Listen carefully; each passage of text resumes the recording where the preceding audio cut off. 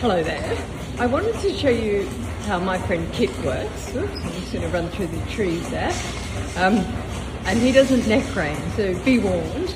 I'm riding him with one hand and he's not very good at neck reining, so I just have to be a bit careful when I turn him, that's it. So, I'll show you in the mirror what I can see. So that's the rest of KITT that you can see in the mirror there. Then we'll come back to the main screen, and I'm just riding him around this area as a sort of free ride. So if you can see there in the top corner, and top in the middle, it tells me what gate I'm in, and then on the left it tells me where my pressure is. So you can see my seat is that red dot in the middle of the big green circle. That's where my seat, where my center of gravity is. And then you can see when I turn his head to the left to make him go left a little bit, you can see that change in the neck. So at the moment I'm in collected trot. I'm going to pick him up to canter. So I just had to use his button. He's got some buttons down here on the side that you can use to pick up, to change speed. So I've got him collected canter, as you can see in the middle. I've got him collected canter to the left. I'm going to put him on the track here.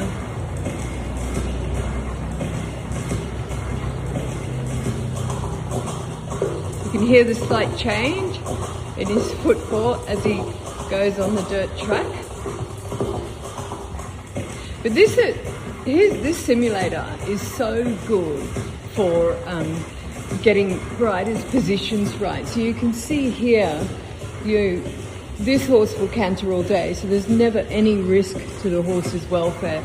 And as an instructor, coach, I can stand right here next to the rider and instruct the rider. So I always find that, if I say, if I'm in the middle of the 20-meter circle or something, my rider's on the outside of the 20-meter circle, and let's say I want to just put their weight back a little bit in the saddle. So if we look at my position over here, now if I say that and you as the rider want to be noticed, you're going to probably do this, go way back. Whereas if I can just touch your shoulder, I can move your center of gravity just a couple of centimeters back, which makes a huge amount of difference.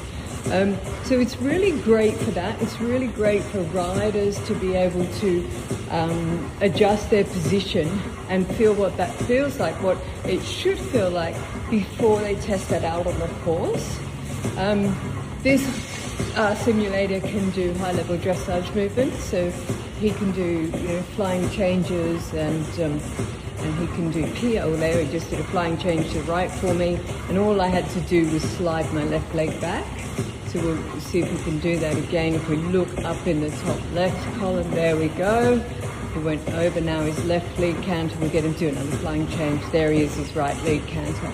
So I don't have to move my body at all. So it's really good for that, for getting riders to understand what the correct signals are before they test that out on the horse. And it means that the horse doesn't get so confused. So welfare-wise, I think these are, second to none for teaching riders independent seat, for example.